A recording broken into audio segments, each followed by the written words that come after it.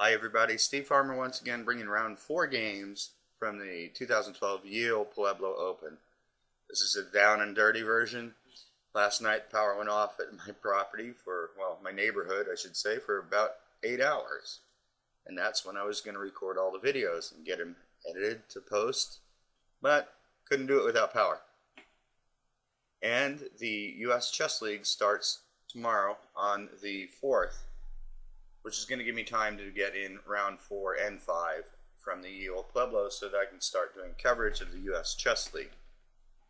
So, therefore, it's going to be down and dirty, very simple videos. No magic flipping boards or photos, things like that, sorry. Alright, in this video we're going to look at the game between Ken Larsen, who's playing white. Ken's rated 2316, we've seen him in previous videos.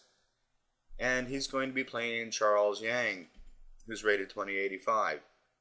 And we've seen Charles as well in previous videos from the YOP. Ken starts out with G3, G6, and we're going to go through the opening pretty quickly. It's King's Indian, Fianchetto, and here after E4, Charles plays F5, which is certainly a playable move, but my preference would be for pawn takes, and then you could play something like Knight to C6 if you wanted. Black's pretty solid here. It's just an idea.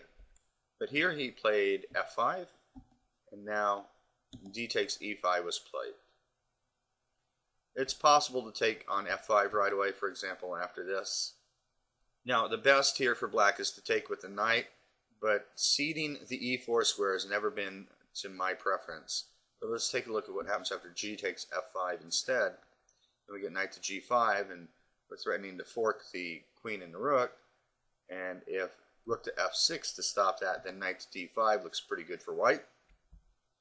And if knight to B6, then we have D takes E5 now, and he can hit the knight and queen to B3, threatening to push the pawn and discover check and pick up the knight. C5 to stop that. If he takes the knight, I think this works out pretty good for white. After C5, king moves, take the knight.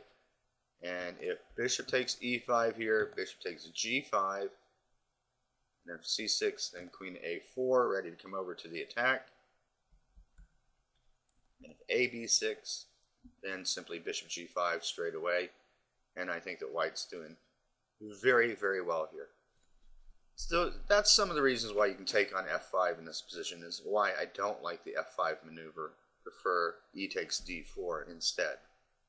Alright, so Ken took on E5, and now he takes on F5. Now, if you use computers to help you narrow down what openings you want to play, a lot of times in the King's Indian, the computers will give white an advantage, where in some cases I really don't believe that's true. I think that in a lot of cramped positions, the computers don't like black's position for some reason, but the King's Indian is a very springy type opening. It goes for a long time through the opening before it comes into fruition as to what black's real plans are. But in this case, the computer is favoring white, and that's the truth here. White is definitely better in this position. Alright, now Ken plays bishop to G5 here. Let's go back for a moment. I thought that knight to G5 was a better shot. And again, we have those same threats that we saw just a moment ago. The threat is knight to E6, and if the queen moves to stop that, then knight to D5 is pretty powerful, tying black up across the board. So let's take a look at this. First of all, let's look at knight to B6. This is just a horrible mistake because of C5. Queen takes queen, rook takes, and now if knight to D7, then knight to D5 comes in. And if he takes, we take. Now king H8. And we don't really have to rush in with knight F7 first. We can play C6 first. And the idea here is if B takes C6, bishop takes, and now that knight is hit twice, and the rook on A8 is hanging. So he's got a couple choices here. He can go knight to B6, it's probably the best idea. And now white should probably play bishop to E3. Allows black the chance to get the rook out of the way, but now bishop to C5 hits the other rook. And where does this rook go? If he goes to D8, we fork with knight to F7. And if he goes to F6, then we go rook D8, bishop F8, bishop takes F8, white is winning easily. So bishop to f6, hitting the knight might be the best shot, and after bishop takes rook, bishop takes bishop, and bishop to b4, white's up the exchange, just clearly winning here. So after knight to g5, knight to b6 is a big mistake. So knight to c5 seems to be the most logical shot. Now we have bishop to e3, queen takes queen, a rook takes, knight to a6, the knight was hanging, knight to d5, knight to g6, and b4. And I think white has a very comfortable advantage here. So that was on knight to g5. Ken decided to play bishop to g5, which is a fine move as well. h6. And white could even play bishop takes on e7 and have a very good game. But he played bishop to h4, c6, queen to d6, see a hole, jump into it. Rook to f7, rook a to d1, queen to f8. Now bishop takes on e7, queen takes queen, rook takes. Now knight to h4, looking for another hole and hitting a pawn on f5. And now rook to f7. Now I've known Ken for a long time, and these are the kind of positions he loves to get into. A material imbalance and a better position. Now black's pawn duo on e5 and f5 are targets. He's also got a weakened king side. Fortunately for black, the queens have come off the board.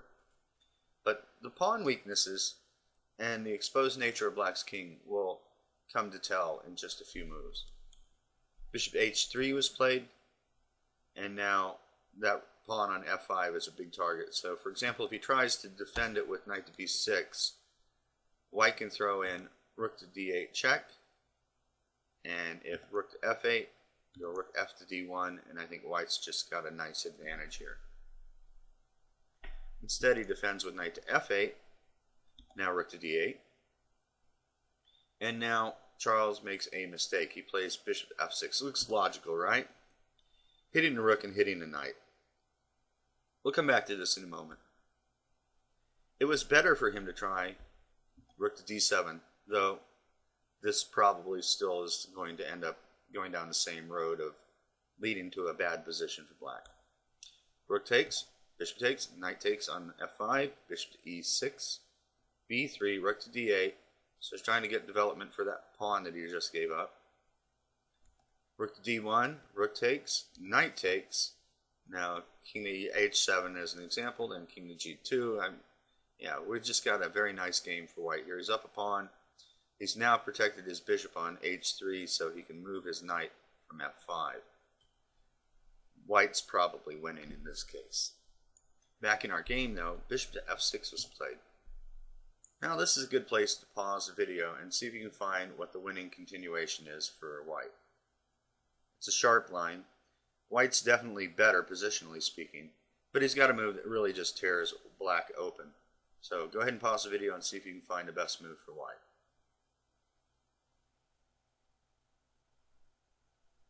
Okay, well I think Ken chose the sharpest line. He played rook takes c8.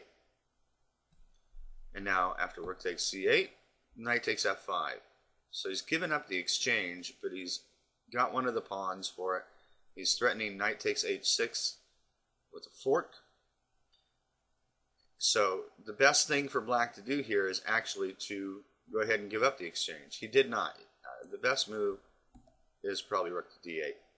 Though I think this still is losing after knight h6, king g7, knight takes rook, king f7, knight to e4. White's up 2 pawns. You know, black can put up a fight, put up some resistance, but eventually he's not going to be able to save the game, I don't believe. In the game, he played rook to d7, but this still doesn't save giving back the exchange because knight h6 check, king g7. Now he can take the rook on d7, knight takes, rook to d1, hitting the knight, knight to c5, knight f5, gets out of there, king to g6. Now g4 is probably technically a bit more accurate here. Ken plays knight to e3, which is just fine. Now he's up 2 pawns, and they're passed pawns, the g and h pawns. a5 was played, rook to d6, aiming to get in knight to g4 and trade off a lot of material. King f7, f3, e4, Knight takes e4, knight takes e4, f takes e4. Now white is up 3 pawns. Rook to e8, looking to get one of them back. Rook to d7, king g6, now king to g2. And he gives up the e pawn, so he's only 2 pawns up, but he improves his king's position, and he's still got 2 passed pawns. Now, the score stopped at this point. I am assuming that Charles resigned. It seems resignable to me. It makes sense to resign a game that you're going to lose to a guy that's almost 2 classes higher than your rating. No point in playing on and wearing yourself out. Resign. It's move 33, resign, and save your energy for the next game. Ken's not going to flub this. I can guarantee you that. Alright, that's it for this video. I'm sorry for the down and dirty version of this video. No photos of the players and things like that. But I hope you understand the time restraints that I'm facing right now. Alright, until next time, good luck.